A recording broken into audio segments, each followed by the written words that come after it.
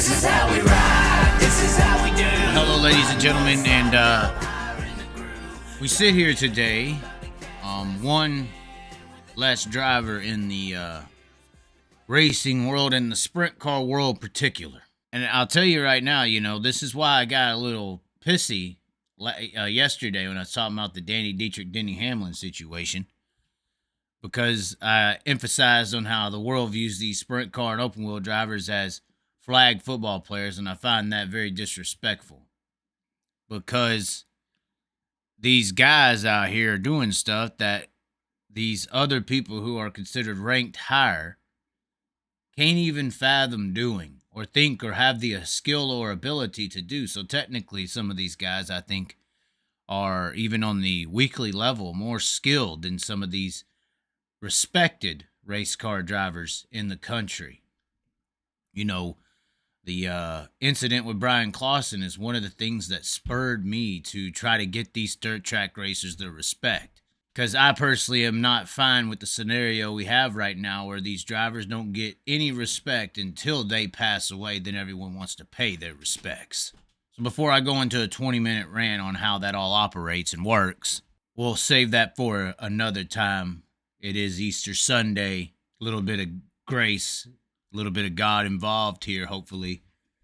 And just pay respects to Justin Owen. Another driver that the world should have known about prior to this happening. And the sprint car breed is just bred a little different. When those sprint car guys strap into those cars, what we saw last night and the results that we have here with Justin Owen are what these sprint car drivers sign up for when they strap in. I know late model and fender racing, y'all out there, it's a dangerous sport. I'm not saying you're safe. I'm not saying you're out there with your protective walls like the NASCAR boys are. I'm not saying anything like that, but I am saying to you is these sprint car drivers are just a little bit of a different breed when it comes to the fear element of the sport. And I think we need to give them a lot of respect, especially the non-Wayne boys. They don't get paid jack crap. Another 20-minute discussion about the politics of the sport to figure that all out.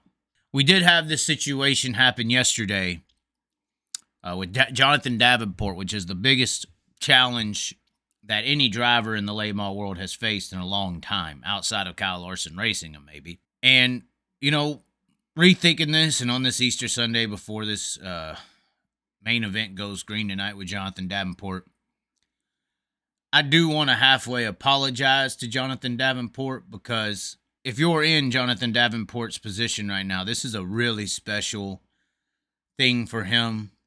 It's the nerves behind the wheel of that race car. He can act smooth all he wants, but if they put the dang heart rate meter on him, I guarantee he's jumping out of the car.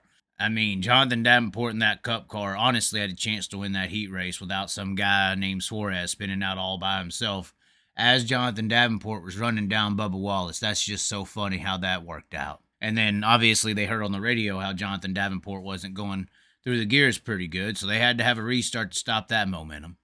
But he still held off Joey Logano and did amazing in the cup car. I think his cup car, he looks very fast. Looks like he's got a bunch of speed, a bunch of ability. Another guy who has a bunch of speed from the dirt world, the non-wing sprint car world in particular, J.J. Yaley, who's become somewhat of a journeyman in the NASCAR world since leaving the sprint car world, possibly because of the risks and the dangers that we are seeing his profession was. And he went from 9th to 2nd. Kyle Larson went from 6th to the lead instantly. Here's a very interesting interview, and you could kind of get an idea on where Kyle Larson stands on some certain topics. It's about racing on dirt on Bristol Motor Speedway, and just listen to what Kyle has to say here. I would love to get back to running 2 races on the concrete here. If we changed it to a different dirt track, which one would you want to go to? None. Reminds me of Marshawn Lynch right here. I'm just here so I don't get fined. You want to go to? None. Why is that? Because we don't need to be racing on dirt. So a little bit later in the interview, Larson gets asked, how different is the cup car to the dirt late model? Now, for most people out here, we already know, but this is the regular world. They have no idea. They think a cup car going around on the dirt track is dirt racing, and it's not. And the image that NASCAR portrays in this dirt racing event at Bristol is damaging to what dirt racing actually is. And I've said this before. I've said it over the years, and it seems like Kyle is slowly coming around here. Watch this response to how different they are. Obviously, there's tremendous differences, but Yeah, I mean, it couldn't be further apart from each other. Yeah, I think everybody just assumes, oh, it's a dirt track. Dirt cars drive like the same. You know, you put a cup car on dirt, and dirt guy's gonna be good. But these cars are not dirt cars. They're not built for it, so it's not going to drive anything. Probably like unless he's driven a street stock, which I don't know if he has. Like, it's probably not going to drive anything like what he's used to. Now, I do want to give a big shout out to this guy right here, Jared. I think he said he was about to say his name was. Front Stretch on YouTube. Looks like they do a lot of NASCAR content, so go over there and check them out. But that was just hilarious. I see Kyle Larson kind of getting a little bit of an attitude because, he's listened to my stuff. He's watched, and it seems like maybe some of the perspectives he didn't see on how NASCAR and things in NASCAR and how they're doing stuff does affect the dirt racing world and doesn't necessarily benefit it. I think that little attitude smirk, that little look that he gave there was, this is exactly what Chaz is talking about. Man, I need to just tell it. And nope, the dollar bills, the money, the sponsors, the image, the status gets him into conformity. But he still halfway spoke his mind there. But you could tell that those teeth were biting that tongue unbelievably. Now, as far as Jonathan Davenport, did okay in the truck. He looked extremely good in the Cup car. I think the Cup car is just a little bit better. It's a Trans Am vehicle, so it's got better suspension, a wider tire, so it is going to get more traction than that truck does. It looked like you could kind of slide the Cup car in half forward bite, where the truck, anytime you slid, you lost speed, which, once again, these Cup cars don't have side force. They're not built to gain grip in a sliding motion. They're built, if you slide them too much, you lose speed, and you pass the limit, the edge on an asphalt surface.